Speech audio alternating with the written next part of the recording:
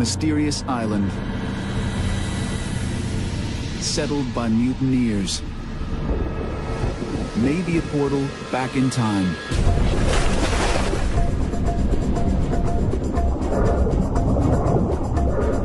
To a world where predators reign and live by a different set of rules. Det känns different.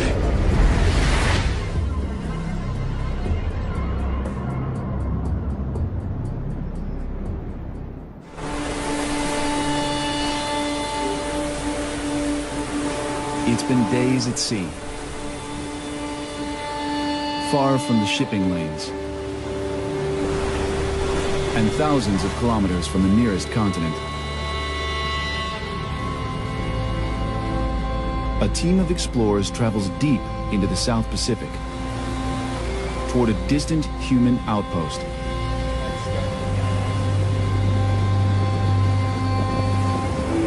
Then, a tiny island appears in the mist. And here it is, the famous Pitcairn Island. What must be one of the most remote inhabited islands on the planet. It's called Adamstown. We're just about there. Few people have visited Pitcairn, let alone filmed here. To most outsiders, it's a complete mystery. We know very little about this island, but we know almost nothing about what's going underwater. That is what this team is here to change.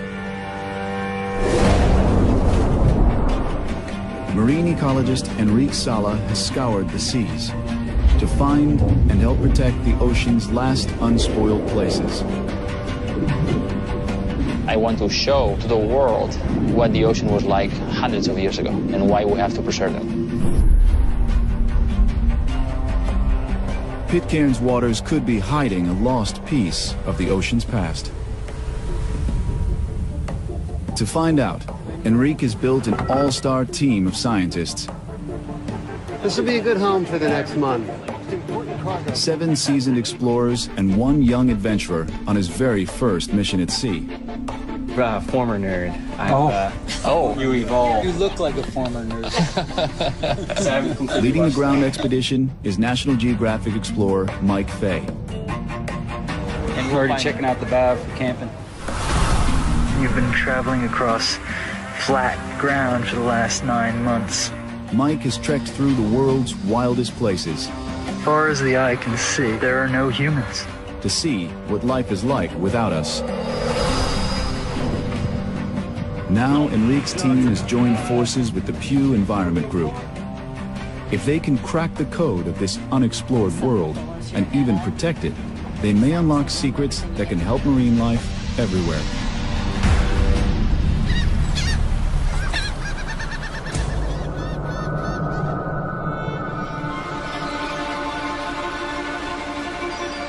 It's a new role for Pitcairn, a place known for its history. Today's islanders are descendants of the most famous renegades in history. The mutineers of the HMS Bounty. Hi. Hello. Enrique. Paris, nice meeting you. Over 2 centuries ago, British sailors mutinied against their captain and fled to this uninhabited island with a few Tahitian men and women. They spent the rest of their lives in hiding. Today, their descendants are still here. Some carry the bloodline of Fletcher Christian, the mutiny's leader. You can imagine when the mutineers arrived on this uninhabited island, you know, they're planning on living here forever. But luckily enough, And you think, wow, that's crazy, you know, that the Christians are still here. I recognize your photo. Hello. Henri. Enrique. I'm here to welcome. Hi, nice meeting you. Lovely to have you here. The community is tiny, with fewer than 60 people, and they survive in a world apart. Pitcairn is one of 4 islands tied to the community, but it's the only one with people. The nearest major landmass is New Zealand, some 5,000 kilometers away. These remote islands are graveyards to ships, home to unpredictable storms, and host to hidden threats. No one will know what they're facing until they dive below. The team heads to Ducie, the least explored of all the islands. So we made it to Ducie Atoll, the most remote of the Pitcairn Islands. There are no people here. Nobody ever comes here. Ducie is almost 500 kilometers east of Pitcairn. Over a kilometer across, it's barely a blip on the radar. It's an oasis in the middle of nowhere. Kind of amazing.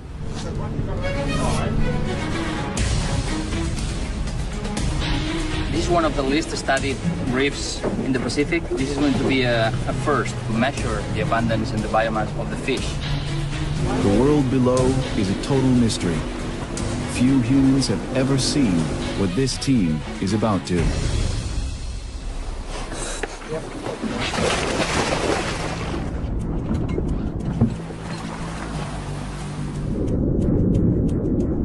So we jumped in the water, and I couldn't believe it. We had never seen such a healthy and beautiful coral reef anywhere in the Pacific. You had the entire ecosystem, the entire food web, right there in front of your eyes.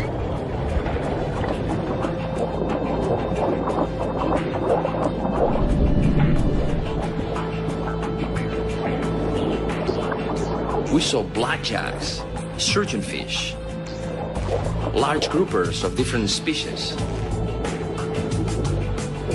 snappers, more eels.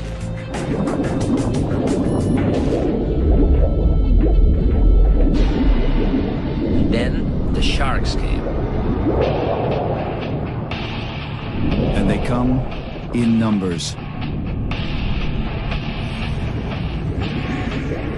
Running wild over the reef. As the sharks close in, no one knows how they'll react. But Enrique's sure he's found something unusual. Sharks are the single most important indicator for the health of a coral reef. Having sharks on the reef is like having lions on the plains in Africa. The more sharks, the more it's like the primeval past. And this place is swarming with them.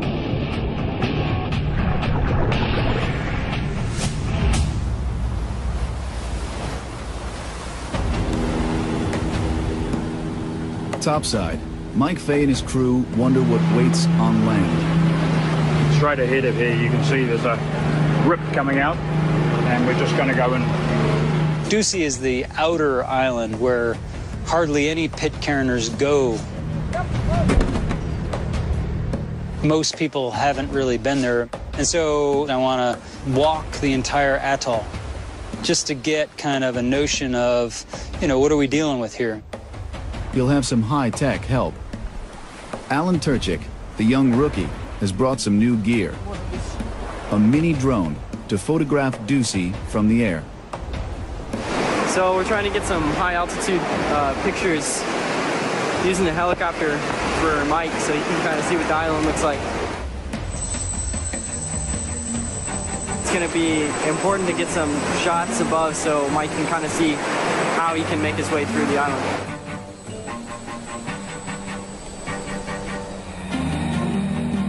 The helicopter can also spot things Mike might otherwise miss. Ducie's an atoll. Its circular band of coral rings an inner lagoon. But this aerial scout could reveal more about the island. Ah, better landing.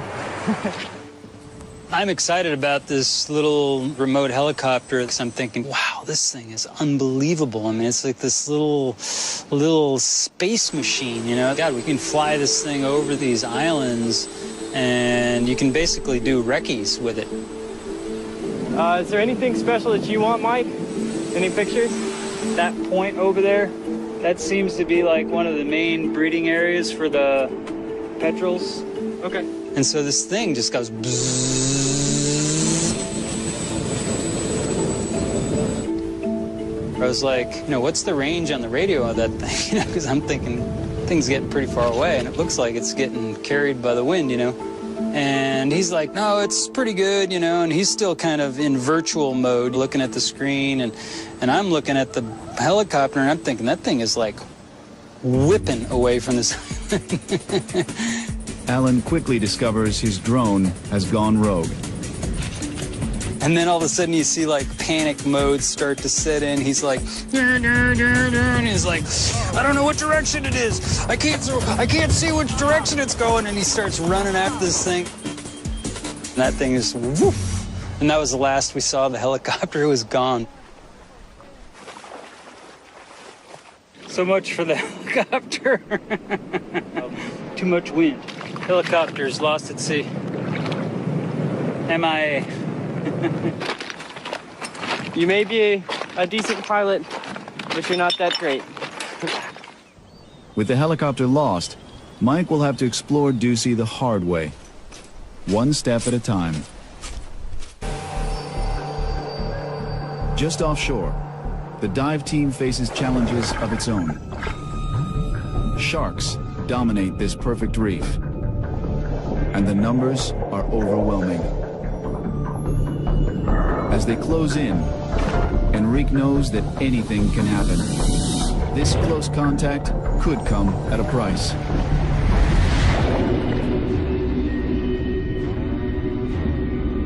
Ducie's sharks are not shy, and they're lightning fast. In a second, they could bite the divers before anyone even noticed. The team doesn't scare easily. Likely, the sharks are just curious. Chances are, these sharks have never seen a human before. You don't belong there. We're aliens in this environment. It's like being in outer space, except with life. The more sharks there are, the better it is for the reef. We used to believe that on a coral reef, the biomass of small fish outweighs that of large predators like sharks. But Enrique finds that the opposite is true on an untouched reef. Imagine that you go to Africa and you find more than one lion per every wildebeest and zebra and giraffe. You would say it's impossible. Pristine coral reefs are like this. Predators dominate. Oh, this place is wild. There were 2 white-tip sharks and 4 greater sharks and thousands of manue eating everywhere and swimming in the water column. It was like an aquarium. really wonderful place. Really pristine. As far as we could see, there were these pale blue corals, like giant roses, covering all of the bottom. Every time our team get out of the water, they had this huge smile. They were laughing. They were talking about all the fish that we saw. It was really extraordinary. Like the sharks themselves, the evidence is overwhelming. Ducie's reef is an underwater Eden.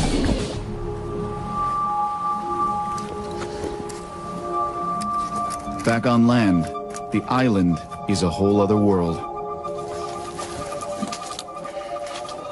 It was hot and muggy and sunny. You think, oh, we're on this beautiful atoll and it's paradise. Well, when you're walking those transects, it's not paradise at all. It's hell.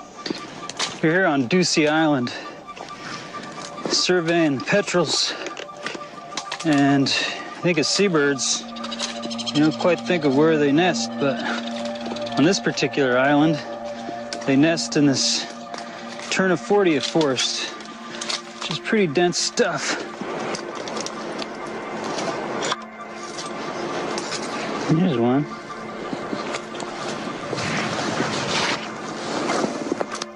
Little Murphy. Hey, guy, what you doing?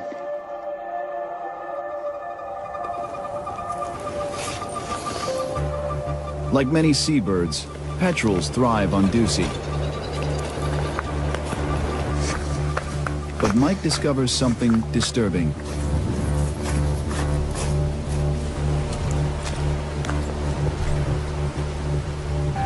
Dead birds lie scattered on the beach. Looks like they got eaten by something. That's not a good sign. Third dead bird. Fourth dead bird. Immediately we start seeing dead petrels. See, something looks like it's been chewing on the bones here. But what is killing them? Dead birds all over this place. The carnage is worse at the lagoon. Yes, we have like 130 dead birds here. And what's amazing is they're all just about fledged out. They all died about the same time, almost like a disease came along or something. You know, and you think, that's freaking crazy. It's like bird after bird after bird after bird after bird after bird. These guys, they're just about, they were fledged. It's like, what kills birds like that? Mike heads into the forest to search for answers. It doesn't take him long to find clues. Look at this little guy, he's just stuck in the middle of this weedy patch. And they're nesting in this just ground herb in the boiling sun, and these chicks are just like covered with the fruits, like honey-coated fruits, and they're covered in them. They're obviously never going to be able to fly. The island has been invaded by an alien plant. A weed that may have been brought by birds or by man. Now it's grown out of control, trapping birds in its sticky goo. You think, God, one little thing like that completely changes the island. Mike can't be sure it killed all the birds, but one thing is clear. Ducey's landscape has been altered, and its future is uncertain.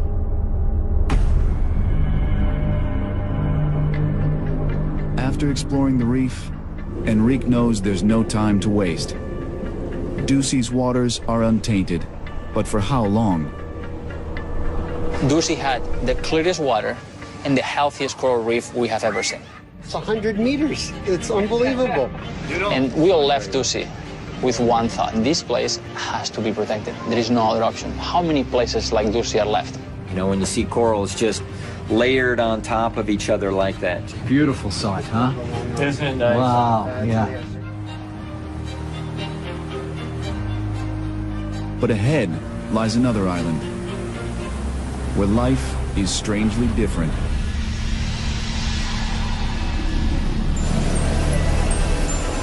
And we are arriving to Henderson Island, which is a raised atoll, and now it's covered by impenetrable forest. Henderson is about 200 kilometers from Pitcairn, and at 7 kilometers across, the largest of the 4 islands. Like Ducey, it's now uninhabited, but people have spent time here before. Enrique wants to see if they've left a mark. We're going to do our first dive now at Henderson Island, and the reef looks really gorgeous. We can see from the boats, and the water is so clear.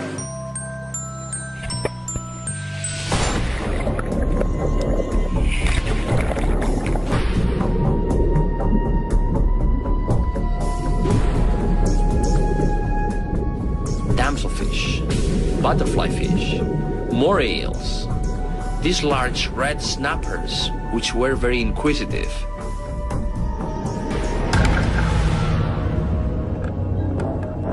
And probably the most exciting thing at Henderson was the sharks. Like at Ducey, sharks swarm Henderson's reef. But here, they're bigger and bolder. And no one knows what they'll do next.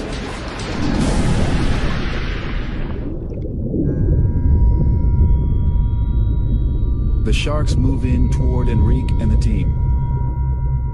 The sharks were very curious, and they came to check us out very closely. Almost too curious. They're clearly bolder than the sharks at Ducey. Enrique soon realizes why. We were diving with this diving gear that doesn't produce any bubbles, so we were very silent. Soon the team is surrounded by sharks. They come, wow, really close to us to check us out. It was a really exciting dive.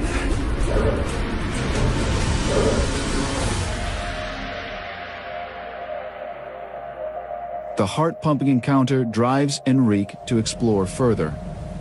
We cheated death once again. To see if sharks patrol even further below. On the ship, Alan Turchik prepares a deep water camera. This is a drop cam. You can go down to the deepest part of the ocean, and has been actually down to the Marianas Trench. Hopefully we'll see some fish come up and check it out. For the young explorer, it's a chance to redeem himself after losing the chopper on Ducie. This is probably the first time anything's been filmed this deep before, in this area, for sure. By day's end, they'll see what life is like 600 meters below, and may even discover creatures no one has seen before.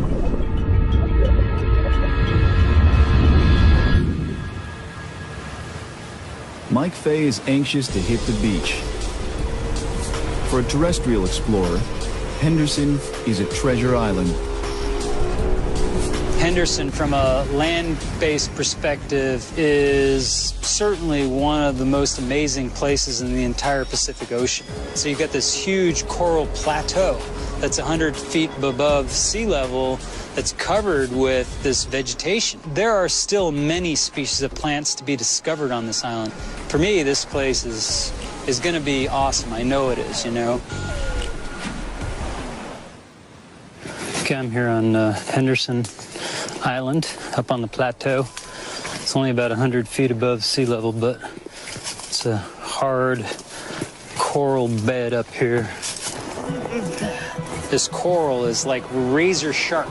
This place is like walking through a mountain of broken glass. Then you are dealing with this very dense vegetation. It's practically primeval, a living example of an ancient world. UNESCO designated Henderson a World Heritage Site because of its rare native birds, like crakes and fruit doves. But now they're at risk, threatened by an invasive predator. The Polynesian rat was brought by Polynesians to almost every island in the Pacific. And one of the things they eat is young birds, and they're extremely voracious. And we've had a de-ratification on Henderson just months previous to our arrival. A team of exterminators spread rat poison across the island. Mike's big question is if it worked. Their objective was to get rid of 100% of the rats on this island and not kill all the endemic crakes. Our objective here is to see if the crakes are still around and see if we see no rats. And then all of a sudden you see this little black thing like flash. I got a crake. We got the crake. The crake is right in front of me here. I'm gonna pan over to the crake. That's what we're looking for. It's a little cricky. So it looks like a chicken. It's kind of acting like a chicken, but it's this little flightless bird in the middle of the Pacific Ocean, and you're looking at it. Hey, little cricky. How did he get there? And he's flightless, and he's in the middle of the ocean, you know? Crazy little bird. Those crakes are about the coolest little animals I've ever seen. Like little gnomes in the forest. A mix between a gnome and a chicken. Mike Fay's seen something move in the thick brush. I see a rat. I absolutely see a rat. I see a rat. You think rat, but all you've seen is this fleeting movement in this dense bush. I'm gonna take a picture of it. So I walk up really fast, and I lower my eyes, and then this rat is just sitting there on this branch. And it's like, it's a rat, it's a rat, it's a rat, it's in my brain, it's a rat, it's a rat, it's a rat, it's a rat. And then I try to take some pictures. But of course, It's like the Yeti thing, you know, UFOs, they're all blurry. In the video, you can kind of see the rat, but it's not clear, you know, it's blurry, but you can see the form of the rat clearly. And this is a huge deal. You know, if there is a rat on this island, the probability of me seeing the only rat on this gigantic island is basically 0 when you round it out. Rats are definitely a bummer. No doubt about it, after all that time and effort to get rid of the rats. That means that entire dynamic between the crakes or the rails and everything else on that island that is impacted by rats, you've kind of reset the clock. It's troubling news. Though humans left Henderson long ago, their footprint remains. So far, only the reefs seem untouched.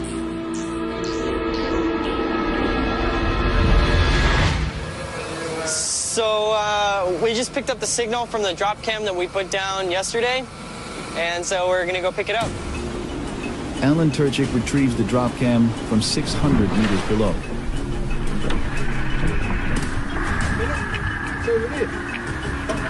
Oh yeah, I see it.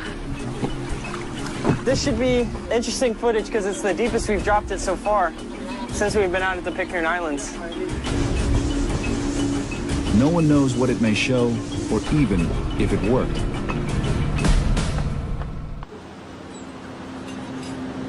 Cool. All right, so I've been kind of scouring the drop cam footage every day, trying to look for some cool stuff. Strange creatures appear. And this is the first drop that I did at Henderson. That's a big animal. This one's 200-something meters. So I like that he just bumps right in there. I found, I think, gray reef sharks. They went down to about maybe 300 meters, and then anything below 600 meters, you can see these guys. Yeah. The depths hold rarely seen sharks. They're bigger and slower than the reef sharks. It's Sharko-vision. Yeah. But like their combative cousins, they rule a world that's as mysterious as it is untouched. You know, nobody has been studying these deep sea environments before. And what we saw blew our minds. Whoa! Check that out. These new revelations win Alan the team's respect. The beginning of the trip, it was pretty hard. Helicopter got lost in the ocean. It's really nice that I was able to get through all that and actually still capture some stuff that actually looks like it's going to be useful for science. Whoa. Oh, yeah, look at the other doors. It seemed like there was some cool species that they're interested in learning more about, and thankfully, like there's that one weird shark with the long, narrow dorsal fin, and he kind of just wandered perfectly through the frame, so luck shot, I guess, but that's still really cool. In all, the scientists discovered 8 entirely new species of fish. Right. Like Ducey, Henderson's marine world is untainted. Back on the island, Mike Fay can't say the same. I would have loved to have been able to not seen rats, but you know, just the way it is. He makes one final survey of the coastline and comes across something even more alarming. Thousands of kilometers at sea, Mike Fay stumbles on a shocking scene. Here on a speck in the middle of the Pacific, garbage. This is the east beach of Henderson Island here. And what is most impressive about this beach is pretty obvious. The amount of trash. It's pretty unbelievable, actually. Just littered with fishing paraphernalia. Fishing crates, containers for water, floats, nets. Everything you can imagine connected with the fishing industry. You think, you know, this is one of the most isolated islands in the entire world, really.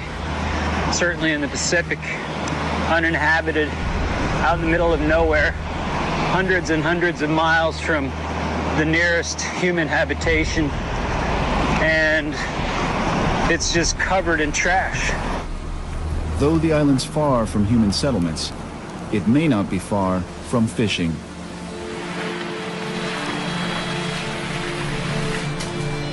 Commercial fishing could unravel all the Pitcairn Islands, leaving the islanders little hope of survival. I've been a commercial fisherman for nearly 30 years. And if commercial fishing was allowed in here, they would just spoil it, would ruin it. It would go from what it is now to decimated within 5 years, I would think. There'd be nothing left. It's only a matter of time, really. You know, I think it would be a very sad day for them to see a big long-line boat around their island taking the fish that they really cherish. The question is whether fishermen have already stripped fish from nearby waters.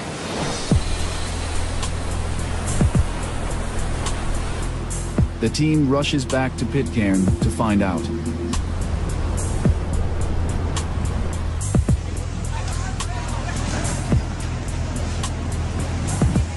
Since the days of the bounty, Pitcairners have survived by fishing their waters. Enrique wants to know if Pitcairn's reefs have fared as well as the other islands. We know what a pristine coral reef looks like. What happens when we put a small human population in one of these places? Okay, ready? All right, everybody, see ya.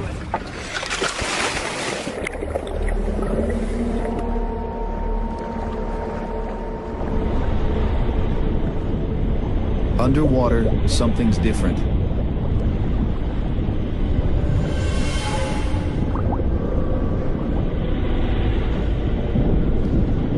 There was a halo of murky water all around the island, so we could not dive at the shallow places where they promised us to see so many fish. Should we go to see it? We were a little disappointed, so we decided to go deeper. The strange conditions drive them further offshore. But at these depths, the chances are slim they'll find many fish. Okay.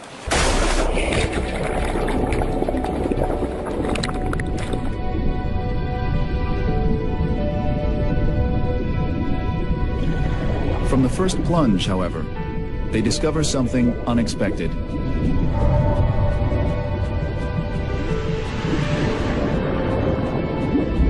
There we found a new deep coral reef that had not been reported previously. Fantastic coral reef covered by healthy corals and lots of fish. Usually, we find tropical reefs at 18 meters or less. This one is twice as deep.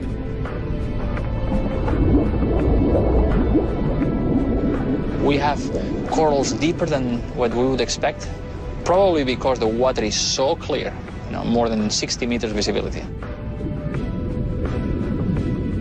Life is thriving in the crystal clear depths. The scientists survey the fish and are shocked by what they find. There are no sharks. Something here is wrong. We didn't see any sharks. We saw some medium-sized groupers. The place doesn't seem pristine. It seems in good shape, but definitely not pristine. Something here has taken the sharks, and no one is sure what it is. While Enrique hunts for answers, Mike Fay checks the island. It's a dangerous task. Pitcairn is wild and rugged. Climbing is treacherous. Incredibly steep slopes, and the soils are extremely slick, and it's freaking dangerous, really dangerous, and it's scary. In places, it's a sheer and deadly drop. I don't want to fall off the mountain here. That's my main worry. Because if you go down here, you go down. You go down all the way. But Mike presses on. That is insane. Big old slide. Whole freaking valley came down here. An enormous landslide has destroyed this hilltop. You know, the fact that you've lost an entire hillside on a very small island, it's like you don't want huge chunks of your island falling into the sea. The discovery drives Mike further. The wild island is showing significant wear and tear. You know, Mutiny came here 1790, so people have been pretty intensively using this place for over 200 years. Fishing and chopping the vegetation, cultivating and building trails and roads. It's a heck of a lot of human use here. The small human presence has changed the island, and after an unusual amount of heavy rain, maybe even the sea.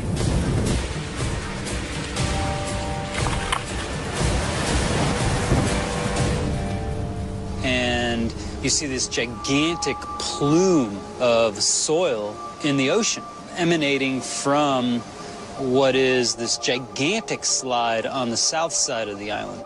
It's probably covering up everything that's living down below and killing it slowly but surely. The impact of even a few humans can be surprisingly large. What we see in a lot of places, particularly small places, is even a modest amount of human impact can have a pretty significant impact on the resources below. Though the islanders fish on a small scale, other factors may be altering the reef. People on this island, they're not only just fishing on this island, and there's a huge amount of sediment in this water. That connection between the land and the sea becomes very apparent. But 50 years ago, it was different. Good evening, everybody. Thank you so much for your hospitality. We are all so happy to be back on the island. We have a little surprise. Some of you may remember Louis Marden. Long before Enrique arrived, another National Geographic expedition came to Pitcairn. So when Louis Marden came in 1956, he filmed with a 16mm movie camera. 60 years later, we have the film in this machine. The movie is silent, so you can talk as much as you want. Right? This is new. This is a new technique, okay? 50 years ago, the reef looked better. There was no murky shroud covering the coral. Surprisingly, that was when there were nearly 3 times as many people as today.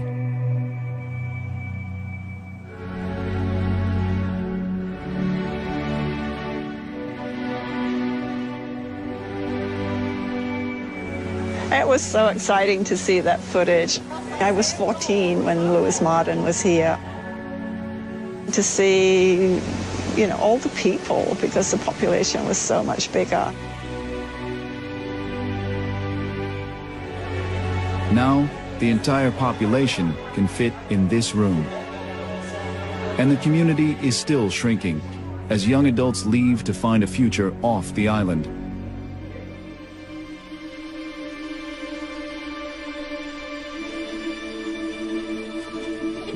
Their future is at risk, and they need a solution fast.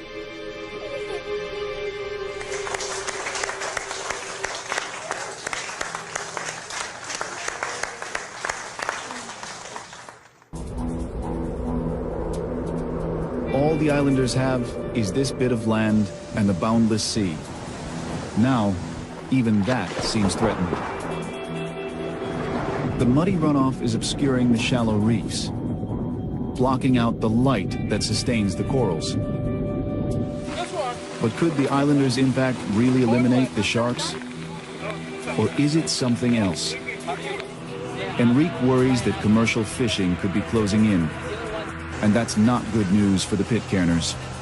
The ocean is their biggest resource. If the ocean is depleted, there goes their livelihood. And this is what's on the line. Right now, we are headed to Oino, our last destination in the Pitcairn Archipelago. Oino will be a good indicator of how fast we need to act to keep these places pristine. Oino is about 120 kilometers northwest of Pitcairn. Of the 4 islands, it's closest to French Polynesia, the nearest inhabited islands and fishing fleets. Getting to Owino proves the most challenging. We hit the worst weather we could have. Rain, rain, and more rain, strong winds, and the swell was breaking so hard on the reef that anchoring was very dangerous. And that made it really difficult for us.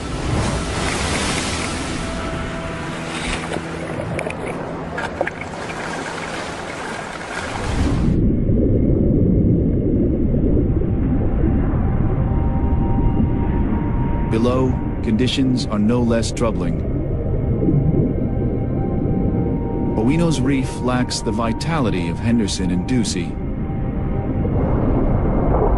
Though the fish appear healthy, Enrique realizes it's the same problem as at Pitcairn. There are no sharks. Here, where there are no people. Why are there no sharks in this remote, uninhabited atoll in the middle of the Pacific? And the only answer that comes to mind is fishing. Any remote place has predators. Owino is closest to the outside world. Enrique fears that foreign fishing vessels have stripped the reef of its sharks.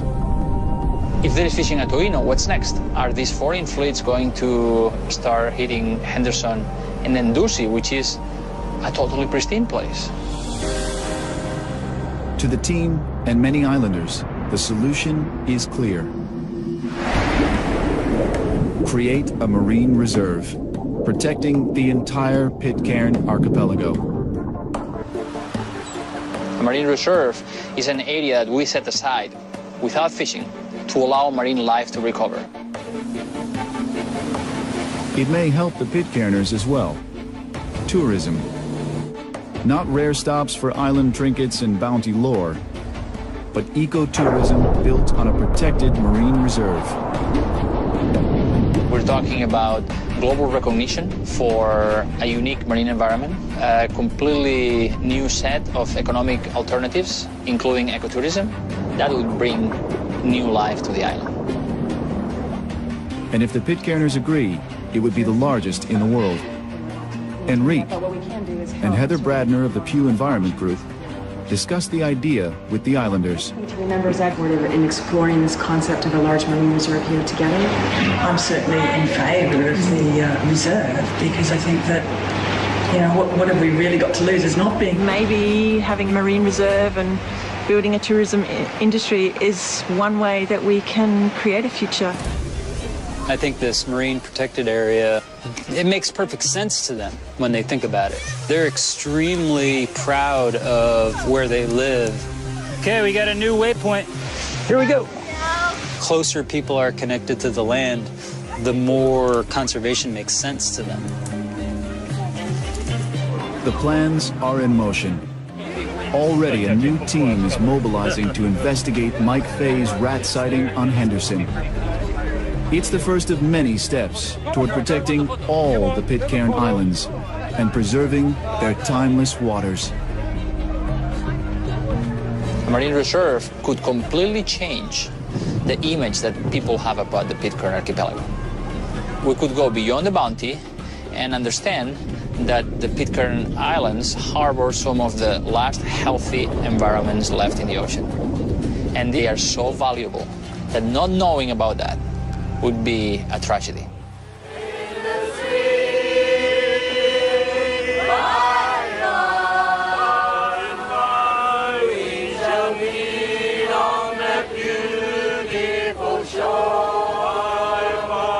I really do think Pitcairn has a chance. I'm sure there have got to be other mad people like me that will want to come back for this lifestyle and create a future.